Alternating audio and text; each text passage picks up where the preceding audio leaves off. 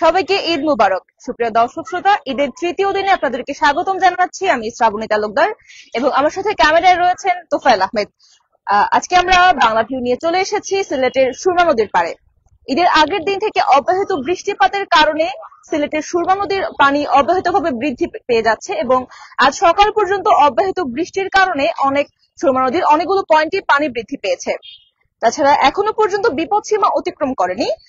সিলেটের সবকয়টি পয়েন্টে সুরমা নদীর পানি এখনো পর্যন্ত বিপদসীমার নিচে দিয়ে অতিবাহিত হচ্ছে। তবে সুনামগঞ্জের ছাতক পয়েন্ট দিয়ে সুরমা নদীর পানি বিপদসীমার 69 পয়েন্ট উপর দিয়ে প্রবাহিত হচ্ছে। তাছাড়া সুনামগঞ্জ পয়েন্টে 25 সেন্টিমিটার নিচে রয়েছে এবং বৃষ্টিপাত অব্যাহত থাকলে আগামীকালের মধ্যে বন্যা হওয়ার আশঙ্কা করেছেন সংশ্লিষ্টরা এবং তারা জানিয়েছেন এই স্বল্পমেয়াদী একটি বন্যার সৃষ্টি হতে পারে।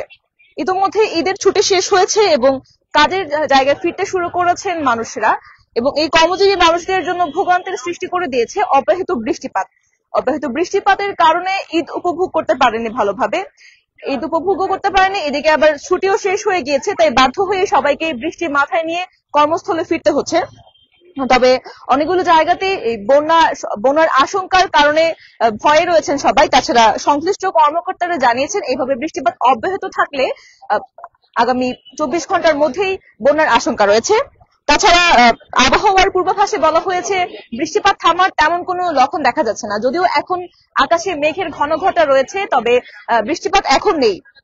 আজকে দুপুর পর্যন্ত টানা বৃষ্টিপাত ছিল এবং টানা বর্ষণে সিলেট বিভাগের অনেকগুলো জায়গাতেই জলাবদ্ধতার সৃষ্টি হয়েছে এবং সিলেট মহানগরের অনেকগুলো জায়গাতেই জলাবদ্ধতার সৃষ্টি হওয়ার কারণে যান চলাচলে অসুবিধার সৃষ্টি হয়েছে। তাছাড়া ঈদ আনন্দ শেষ করে এখনো মানুষজন বাড়িতে ফিরছেন, কিন্তু আমরা এখন রয়েছি সিলেটের সুরমা নদীর পাড়ে, যেটি কিংব্রিজ এলাকাতে রয়েছে, চাঁদনি ঘাট নামে পরিচিত যে ঘাট, এখানে রয়েছে আমরা এবং এখান থেকে আপনাদেরকে দেখানোর চেষ্টা করছি সার্বিক পরিস্থিতি। তো আমরা দেখতে পাচ্ছি যে সুরমা নদীর পানি চাঁদনি ঘাটে অনেকটাই বেড়েছে, তবে বিপদ সীমা এখনো অতিক্রম করেনি। তাছাড়া এখান থেকে বিভিন্ন ধরনের বোটেরও রাখা হয়েছে আমরা দেখতে পাচ্ছি।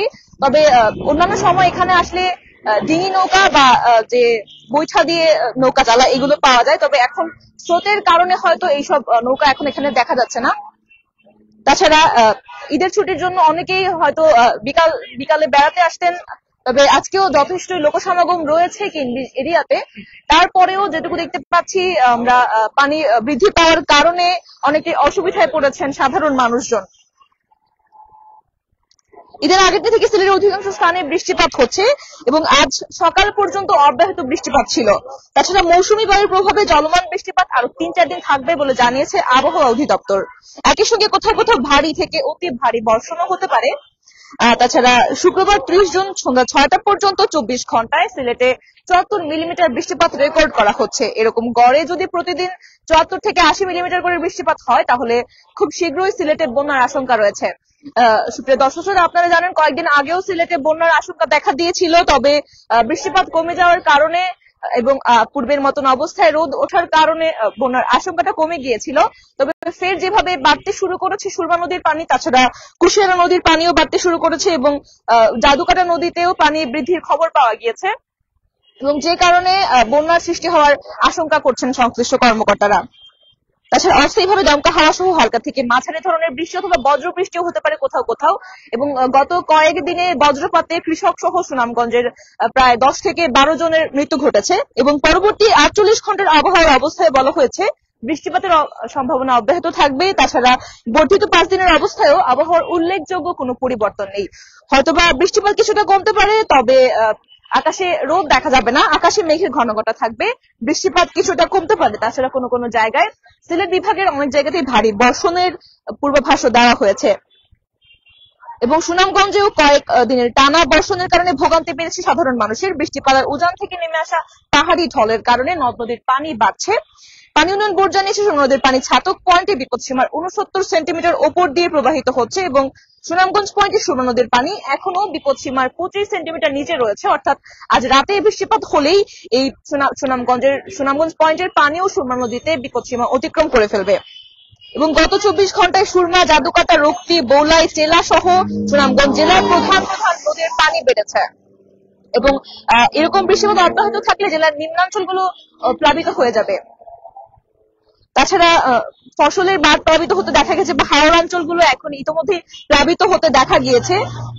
তবে এখনো পর্যন্ত সুনামগঞ্জ শহরে বন্যার পানি ঢুকেনি বা জলাবদ্ধতার সৃষ্টি হয়ে সিলেট মহানগরের মতো কিছু কিছু জায়গায় জলাবদ্ধতার সৃষ্টি হয়েছে, যে কারণে বলা যাচ্ছে যে এরকম বৃষ্টিপাত অব্যাহত থাকলে জলাবদ্ধতা হয়ে আবারও বন্যার আশঙ্কা করছেন।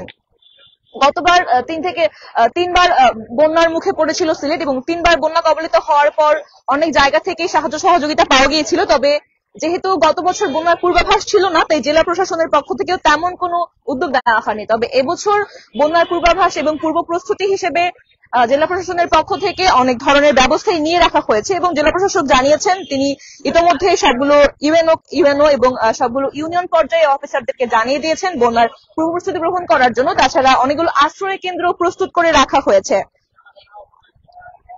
এদিকে সুনামগঞ্জ জেলার তাহিরপুরে সুনামগঞ্জ সড়কে শুক্তিয়ার খলা এবং আনোয়ারপুর এলাকার অংশ পাহাড়ি ঢলের পানিতে তলিয়ে যাওয়ার কারণে জেলা সদরের সাথে সরাসরি সড়ক যোগাযোগ বিচ্ছিন্ন হয়ে পড়েছে এবং যারা যাতায়াত করছেন অনেক কষ্ট করে নৌকার মধ্যে দিয়ে যাতায়াত করতে হচ্ছে।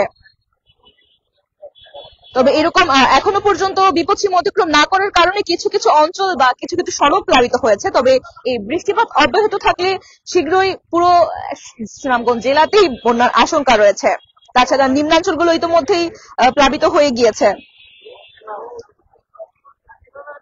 এবং এই নিম্নাঞ্চলের সড়কগুলো প্লাবিত হওয়ার কারণে ভোগান্তিতে পড়েছেন ঈদ থেকে বাড়ি ফেরা মানুষ। সুনামগঞ্জ পানি উন্নয়ন বোর্ডের নির্বাহী প্রকৌশলী মামুন হাওলাদার জানিয়েছেন ভারী বর্ষণ এবং পাহাড়ি ঢল অব্যাহত থাকলে জেলার নিম্নাঞ্চলে স্বল্পমেয়াদী বন্যা পরিস্থিতির সৃষ্টি হতে পারে। বন্যা পরিস্থিতি যদিও সৃষ্টি হবে, তবে সেটি দীর্ঘস্থায়ী হবে না বলেই জানিয়েছেন তিনি। তবে এখনো পর্যন্ত লোকালয়ে পানি প্রবেশ করেনি, এখনো পর্যন্ত পানি সড়ক নিম্নাঞ্চলের সড়কগুলো প্লাবিত করেছে। তাছাড়া নিম্নাঞ্চলের কিছু কিছু ঘর বাড়িতে প্লাবিত হয়েছে। তবে লোকালয়ে বা এখনো পর্যন্ত পানি ঢোকার কোনো খবর আমাদের কাছে আসেনি এবং আকাশে যদিও এখন মেঘের ঘনঘটা রয়েছে, তবে বৃষ্টিপাত দেখা যাচ্ছে না। তবে সুনামগঞ্জ জেলার কিছু কিছু জায়গায় এখন হালকা বৃষ্টি রয়েছে, তবে ভারী বর্ষণ এখনো হয়নি।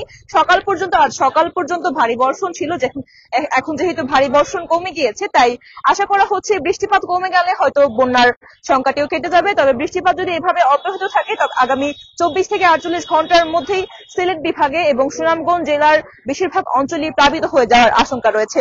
তবে এই বন্যাটি দীর্ঘমেয়াদী হবে না, স্বল্প দিনের মধ্যে অর্থাৎ 2 থেকে 3 দিনের মধ্যে বন্যার পানি নেমে যাওয়ারও আভাস দিয়েছেন আবহাওয়া অধিদপ্তর থেকে।